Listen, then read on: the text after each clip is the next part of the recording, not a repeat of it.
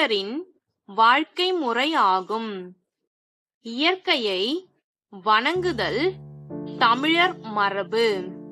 தமிழர் கொண்டாடும் பல விழாக்கள் இயற்கையை போற்றும் வகையிலேயே அமைந்து இருக்கின்றன. அவற்றுள் சிறப்பானது பொங்கல் விழா ஆகும். இது தமிழர் திருநாள் என்றும் போற்றப்படுகிறது. போகி திருநாள்.